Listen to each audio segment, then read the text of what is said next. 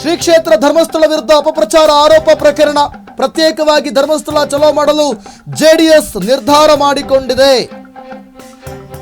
August 31ರಂದು JDS ಪಕ್ಷದಿಂದ ಧರ್ಮಸ್ಥಳ ಚಲೋ ಅಂತ 300ಕ್ಕೂ ಹೆಚ್ಚು ಬಸ್ ಕಾರುಗಳಲ್ಲಿ ಧರ್ಮಸ್ಥಳ ಚಲೋಗೆ ನಿರ್ಧಾರ. ಜೆಡಿಎಸ್ ಯುವ ಘಟಕದ ಅಧ್ಯಕ್ಷ ನಿಖಿಲ್ ಕುಮಾರಸ್ವಾಮಿ ಇಲ್ಲಿ ಪ್ಲಾನ್ ಮಾಡಿಕೊಂಡಿದ್ದಾರೆ. ನಿಖಿಲ್ ಕುಮಾರಸ್ವಾಮಿ ನೋಡಿ ಅಲ್ಲಿ ಗಮನಿಸ್ತಾ ಇದ್ದೀರಾ. JDLP ನಾಯಕ ಸುರೇಶ್ ಬಾಬು ನೇತೃತ್ವದಲ್ಲೂ ಕೂಡ ಧರ್ಮಸ್ಥಳ ಚಲೋ. ನೇತ್ರಾವತಿ ಸ್ನಾನಘಟ್ಟದಿಂದ ಮಂಜುನಾಥನ ಸನ್ನಿಧಿಗೆ ಪಾದಯಾತ್ರೆ.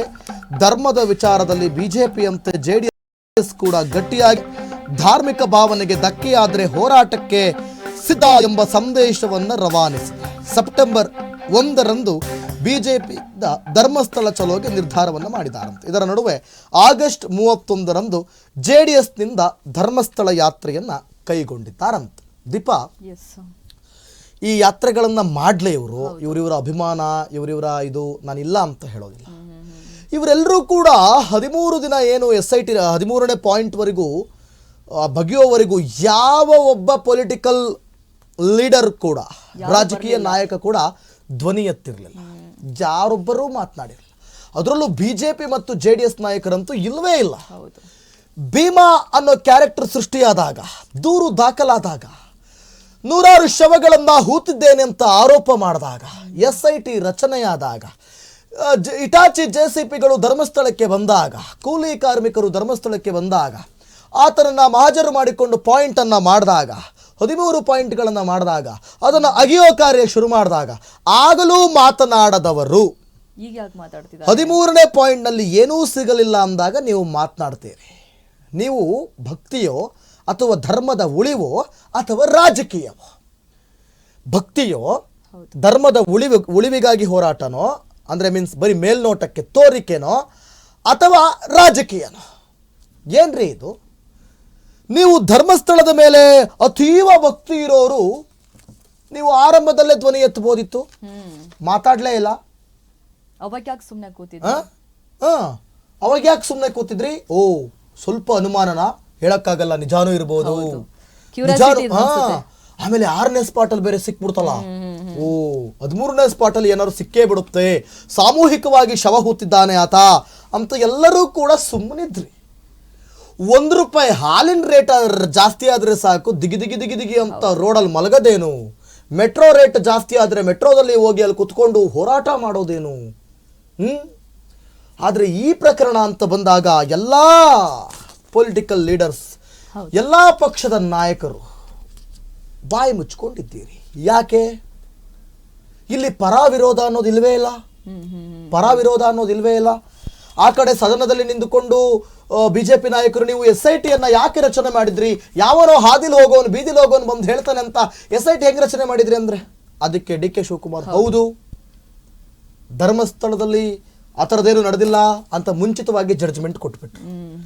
ಈ ರೀತಿಯಾಗಿ ಮುಂಚಿತವಾಗಿ ಜಡ್ಜ್ಮೆಂಟ್ ಕೊಟ್ಟುಬಿಟ್ರೆ ಜನ ಏನ್ ಥಿಂಕ್ ಮಾಡ್ತಾರೆ?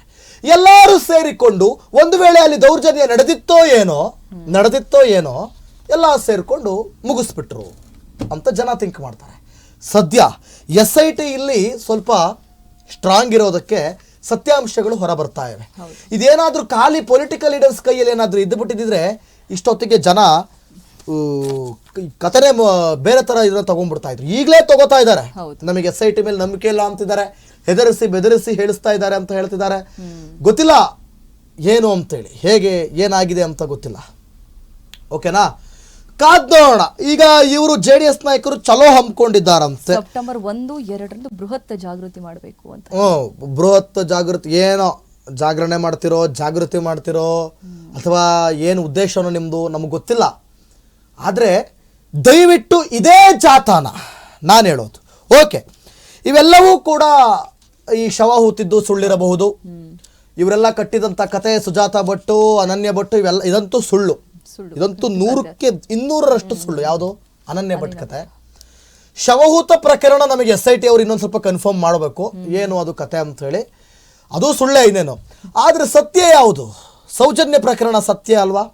ಮಾನ್ಯ ನಿಖಿಲ್ ಕುಮಾರಸ್ವಾಮಿ ಅವರೇ, ಇವತ್ತು ನೀವು JDS ಯುವ ಘಟಕದ ಅಧ್ಯಕ್ಷರಾಗಿದ್ದೀರಿ, ರಾಜ್ಯಾಧ್ಯಕ್ಷರಾಗಿದ್ದೀರಿ. ಆಮೇಲೆ ವಿಜಯೇಂದ್ರ ಅವರು BJPಯ ರಾಜ್ಯಾಧ್ಯಕ್ಷರಾಗಿದ್ದೀರಿ. ಆಮೇಲೆ ಡಿ ಕೆ ಶಿವಕುಮಾರ್ ಅವರು ಧರ್ಮಸ್ಥಳದ ಪರ ಇದ್ದೀರಿ. ಹೌದು, ನಾವು ಕೂಡ ಭಕ್ತಿ, ನಾವು ಕೂಡ ಧರ್ಮದ ಪರ ಭಕ್ತಿ ಇದ್ದೀವಿ. ಸೌಜನ್ಯಳಿಗೆ ನ್ಯಾಯ ಕೊಡಿಸುವಂತೆ ಯಾಕೆ ಒಂದೇ ಒಂದು ಛಲೋ ಮಾಡಲಿಲ್ಲ 13 ವರ್ಷದಲ್ಲಿ? ಹೌದು, ಅನ್ಯಾಯ ಆಗಿರೋದು ಸತ್ಯ ಅಲ್ವಾ? ಓಕೆ, ಶವ ಹೂತಿರೋದು ಸುಳ್ಳಿರಬಹುದು, ಆಮೇಲೆ ಅನನ್ಯ ಭಟ್ ಸುಳ್ಳಿರಬಹುದು, ಇವರು ಈ ಬುರುಡೆ ಗ್ಯಾಂಗ್ ಕಟ್ಟಿದ್ದೆಲ್ಲ ಬರೀ ಬುರುಡೆ ಇರ್ಬೋದು. ಆದರೆ ಸೌಜನ್ಯಳ ಕೈ ಕಟ್ಟಿ ವಿವಸ್ತ್ರಗೊಳಿಸಿ ಅವಳನ್ನು ಧರ್ಮಸ್ಥಳದಲ್ಲಿ, ಅವಳನ್ನು ಕಾಡಿನಲ್ಲಿ ಅರಣ್ಯ ಪ್ರದೇಶದಲ್ಲಿ ಕಟ್ಟಿ ಹಾಕಿದ್ದು ನಿಜ ಅಲ್ವಾ?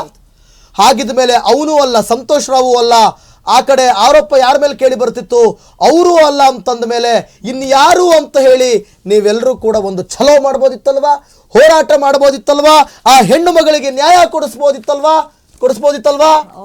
ಕೊಡಿಸೋದಕ್ಕಲ್ಲ ಬೇಡ, ಅಟ್ಲೀಸ್ಟ್ ಹೋರಾಟ ಮಾಡಬಹುದಿತ್ತಲ್ವಾ?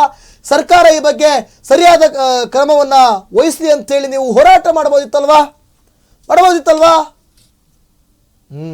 ಆಗಲ್ಲ. ಯಾಕಾಗಲ್ಲ? ಅವಳು ನಿಮ್ಮ ಹೆಣ್ಮಗಳಲ್ವಾ? ಅವಳು ನಿಮ್ಮನೆ ಮಗಳಲ್ವಾ? ನಮ್ಮನೆ ಹೆಣ್ಮಕ್ಳಿಗೆ ಹಂಗಾಗಿದ್ರೆ ನಾವು ಸುಮ್ಮನೆ ಇರ್ತಾ ಇದ್ವಾ?